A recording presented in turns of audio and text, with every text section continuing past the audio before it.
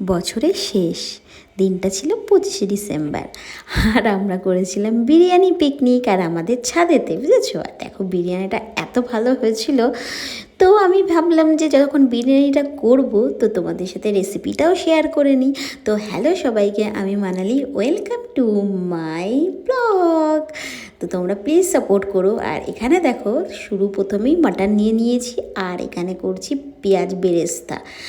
আর পেঁয়াজটা তোমরা তোমাদের যতটা করবে কোয়ান্টিটিতে ততটা পরিমাণে নেবে, না বুঝতে পারলে আমাকে জিজ্ঞাসা করবে, মেসেজ করবে। আর বেরেস্তা হয়ে গেছে, ওর মধ্যে দিয়ে দিয়েছি জল, আর দিয়েছি হচ্ছে কাশ্মীরি লঙ্কার গুঁড়ো।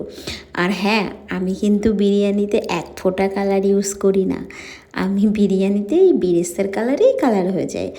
আর আজকে একটু অ্যাড করবো তোমার কেশর।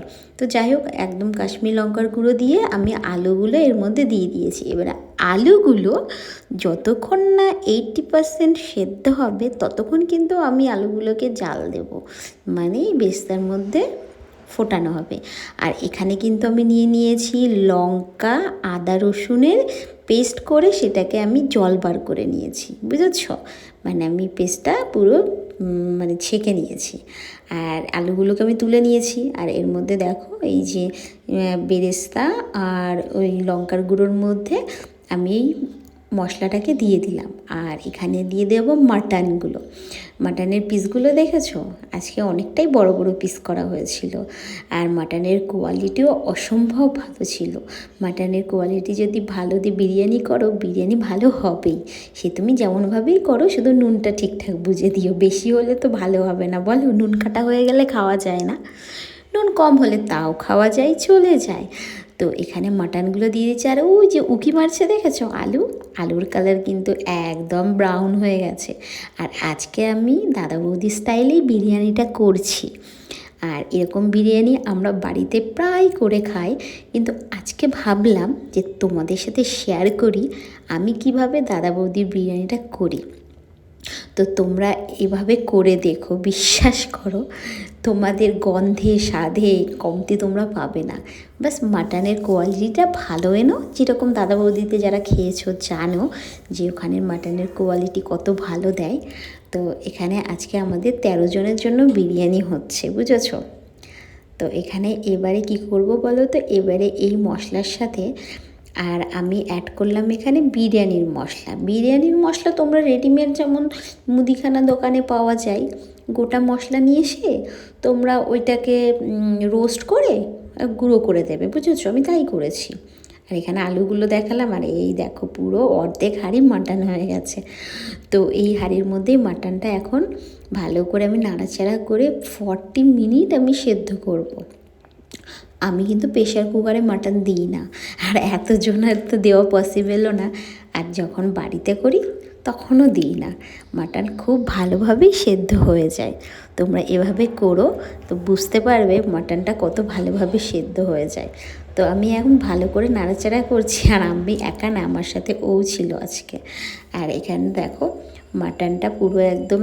আর হ্যাঁ, যেন একটু জল যদি কমে যায় আলু সেদ্ধ করতে করতে একটু জল দিয়ে দেবে। আর এখানে আমি অল্প টক দই দিয়ে দিচ্ছি। টক দই এখানে অল্প যাবে, আর অল্প পরে চলো তোমাদেরকে দেখিয়ে দেবো, সাথে থাকো, কেউ কিন্তু স্কিপ করো না।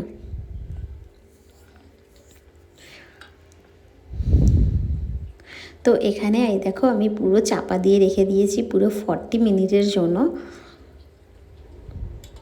আর এই দেখো পুরো মাংস দেখেছো কত সুন্দর দেখতে লাগছে, আর অনেক ভালোভাবে সেদ্ধ হয়ে গেছিলো। 90% এখানেই আমি সেদ্ধ করে নিয়েছি। আরও এবারে মাংসগুলো তুলে কিছু মশলা গ্রেভিতে অ্যাড করব। আর হ্যাঁ, তোমাদের গ্রেভি বেশি মনে হলে তোমরা একটু তুলে নিও। আমার একটু অয়েল লাগছিলো, ওই জন্য সাইডে আমি একটু অয়েলটাকে একটু এই যে তুলে রেখে দিয়েছি। আর এখানে দিলাম টক দই আর কেওড়া জল, গোলাপ জল আর আতর। আর আমি কিন্তু দেখো এতটা কোয়ান্টিটিতে বিরিয়ানি হচ্ছে, কিন্তু আমি কিন্তু এগুলো অনেকটা কম দিচ্ছি আমরা। কেন কি বলো তো? বিরিয়ানির স্মেলটা ভীষণ উগ্র টাইপ হয়ে যায়, তো অতটা আমার ভালো লাগে না, সেই জন্য তো তোমরা অল্প দিয়ে দেখো, ভালো লাগবে। আর এখানে আমি অল্প বিরিয়ানির মশলা দিয়ে দিচ্ছি, একবার দিয়েছিলাম মনে আছে সেই মাটনের, আর এখন এখানে দিয়ে ভালো করে, ও হ্যাঁ আমি এর মধ্যে কিন্তু দুধ দিয়েছি, ওর সাথে একটু হালকা খোয়া ছিল। আর এখানে আমি চলে গেছি ছাদের উপরে পরের স্টেপ, আর এখানে নিয়ে নিয়েছি আমি জলের মধ্যে, যেহেতু চালটা করব ওর জন্য সরাতে নুন আর গোটা গরম মশলা দিয়ে নিয়েছি। আর এখানেই দেখো মাটনগুলো, ওই যে মশলাটা গ্রেভিটা করে রেখেছিলাম না সব কিছু দিয়ে, ওটার উপরে মাটনগুলো ভালো করে সাজিয়ে নিচ্ছি। আর এই যে আমরা পিকনিকের সবাই আমরা হাতে হাতে কাজ করেছি, ছাদের উপরে অত কিছু করা পসিবল না বলে অর্ধেক ছাদের উপরে করেছি। আর এইটা খোয়া খেয়ে দিচ্ছি, বুঝেছো। আর আমরা উনুন জ্বালিয়েছিলাম শুধু দমটা দেওয়ার জন্য, চালটা করার জন্য। আর এইখানেই দেখো আলুগুলোর কালারগুলো দেখেছো কত সুন্দর এসছে। তো তোমরা এভাবে করবে কিন্তু, আর আমাকে জানাবে কেমন লাগলো। তোমরা অল্প কোয়ান্টিটিতে করে দেখো, আশা করি তোমাদের ভালো লাগবে। আর হ্যাঁ, সেদিনকে এর মধ্যে এই যে আমি আবার অল্প সামান্য বিরিয়ানি মশলা অ্যাড করে নিলাম। আর সেদিনকে জানো তো পিকনিকের তাড়াহুড়োর মধ্যে এর মধ্যে আমরা আলু বোখরা দিতে একটু স্কিপ করে গেছিলাম। আর যেটা ফুল হয় না, ওই ফুলটার কি জয়িত্রী না কি ফুল বলে বেশ, ওইটা দিয়েছিলাম, মানে দিতে ভুলে গেছিলাম। তো তোমরা দিয়ে দিও, ওটাতে আরও ভালো হয়। আর এই যে চালটা আমি পুরো 90% সেদ্ধ করে নিয়েছি, কেন কি জানো মাটনে কিন্তু জল ছাড়ে না, আর মাটনটা অলরেডি আমার সেদ্ধ হয়ে গেছে। তো এই জন্য এবারে চালটা দিয়ে নিয়ে তারপরে এর মধ্যে আমি অল্প ঘি দেবো, কারণ মাটন এমনি আমাদের মাটনটা অনেকটা চর্বি ছিল। আর এই যে আমাদের দেখো পিকনিকে যা হয়, তো এখানে আমরা কেশর জলের সাথে ভিজিয়ে রেখেছিলাম, জানো তো জলের সাথেও ভিজিয়ে রেখেছি, দুধের সাথেও ভিজিয়ে রেখেছি, কিন্তু আমার জলের সাথে ভিজিয়েই মনে হলো কেশরের কালারটা বেশি খোলে, তো এখানে দিয়ে দিলাম। আর এবারে হচ্ছে হালকা বিরিয়ানি মশলা, এখানে না দিলেও হয় কিন্তু সবাই বলছিল অল্প দিতে, তো অল্প দিয়ে দিলাম। তো এখানকার তোমরা স্কিপ করলেও করতে পারো। আর বিরিয়ানিটা এবারে আমি দমে বসাবো, এখানে দমে বসিয়ে দিয়েছি। আর এখানে আমি কী করবো বলো তো, যে কয়লা দেখবে দোকানে কিনতে পাওয়া যায়, যদি না থাকে তো কয়লা এর উপরে আমি দিয়ে দিচ্ছি। দেখবে দাদা বৌদি তোমরা কখনো ওখানে বিরিয়ানি খেতে গেলে দেখবে উপরে কিন্তু ওদের কয়লা, বা তোমরা ভিডিও কখনো কোথাও থেকে দেখতে পারো উপরে ওনারা কয়লা দেয়। তো আমি চেষ্টা করলাম যে আজকে বিরিয়ানি যখন করা হচ্ছে সবাইকে বেস্ট বিরিয়ানিটা খাওয়াবো বাড়ির, তো এটাই আর কি চিন্তাভাবনা ছিল। কিন্তু আলু বোখরাটা দিতে ভুলে গেছিলাম, মানে নিচ থেকে উপরে নিয়ে যাওয়া, তো অত কিছু মানে একদম মাথা থেকে বেরিয়েই গেছিলো। অর্ধেক রান্না নিচে করেছি, মাংসটাকে সেদ্ধ করে নিয়েছি, মশলা টশলা সব কিছু করা হয়ে গেছিলো। আর বাপরে এত ধোয়া ছিল কি বলবো। তো ও আটা দিয়ে কিন্তু আমি পুরো একদম সিল করে নিয়েছিলাম। আর আমি দমে দিয়েছিলাম 30 থেকে 40 মিনিট মতো। আর এখানে আমার বিরিয়ানি পুরো রেডি, এই যে বিরিয়ানি দেখো পুরো একদম রেডি। আর এখানে এবারে কি করব বলো তো, তোমরা চাইলে অল্প ঘি দিয়ে নিতে পারো। আর এখানে আমরা চালটা চেক করছিলাম যে চালটা হয়েছে কি না, তো চালটা হয়ে গেছে। আর এবারে হচ্ছে এর মধ্যে সামান্য পরিমাণে ঘি দিয়ে নেব। দেখো ঘিটা আমাদের অল্পই দেওয়া হচ্ছে, কারণ চাই না কেউ যে বেশি তোমার মশলা বা বেশি অয়েলি হোক, এই জন্য। আর রাত তখন অনেক লেট হয়ে গেছিলো, আর সবার সত্যি বলতে প্রচুর খিদে পেয়ে গেছিলো। তো এখানে বিরিয়ানিটা রেডি হয়ে গেছে, এবারে চলো তোমাদেরকে বিরিয়ানিটা কেটে দেখাবো।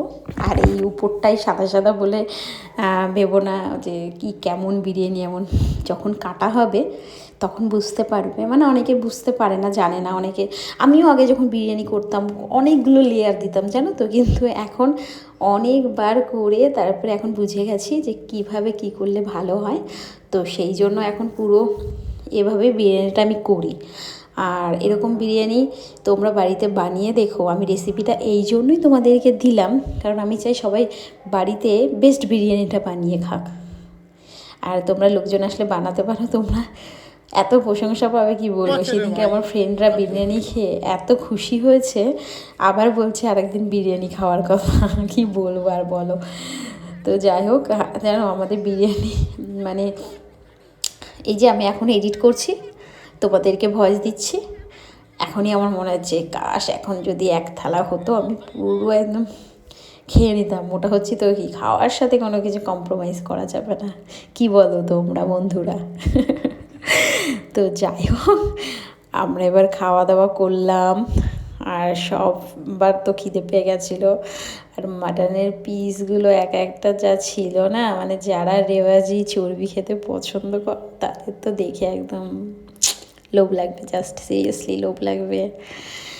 তো চলো এবারে সব খাওয়া দাওয়া করুক, পিকনিক মজা তো সবাই একসাথে খাওয়া দাওয়া করাই না।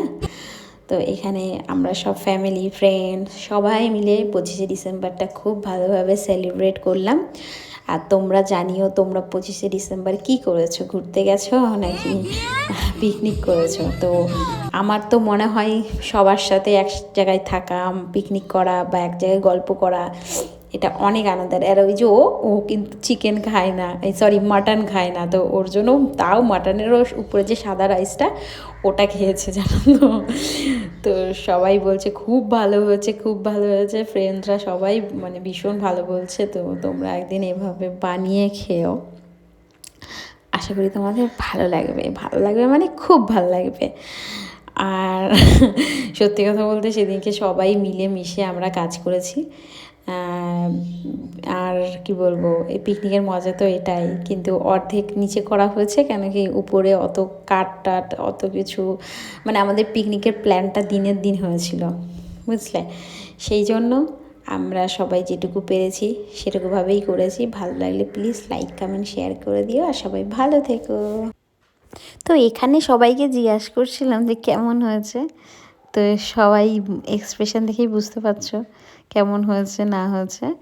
তো এখানে তো মানে সবাই খুব ভালোভাবে মাটন খায় না, তো তাও একটু রাইস খেয়েছে বিরিয়ানি। তো এটাই হচ্ছে আমাদের পিকনিক। তো সবাইকে কী করলে জানিও, আর সবাই প্লিজ একটু শেয়ার করে দিও, কমেন্টস করে দিও, আর আমাকে অনেক অনেক ভালোবাসা দিও। টাটা সবাইকে, আবার পরে দেখা হবে অন্য কোনো রেসিপি নিয়ে।